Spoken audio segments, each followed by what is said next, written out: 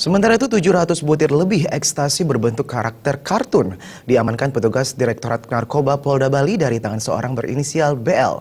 Tersangka mengaku mengedarkan narkoba atas perintah seorang narapidana di lapas Kerobokan berinisial F.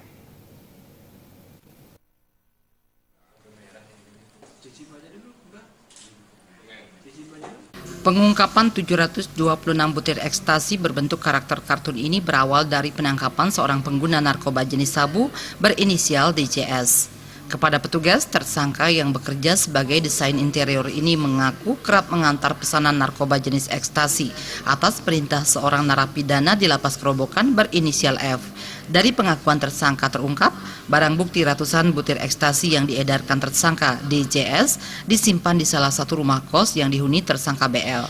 Tersangka BL mengaku tidak menerima upah dalam menyimpan ekstasi milik F. Meski memiliki bentuk yang sama dengan 3 butir ekstasi yang disita Satres Narkoba Polresta Denpasar, ekstasi itu diduga berasal dari bandar yang berbeda.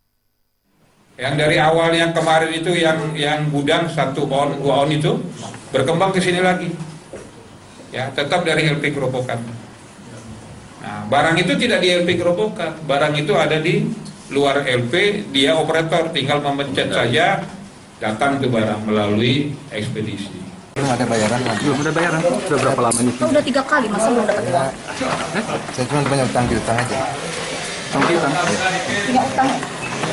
Sama itu si bandar ini punya utang itu. Petugas masih mengembangkan kasus ini.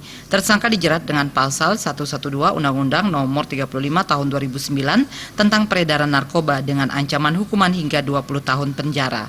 Raiswan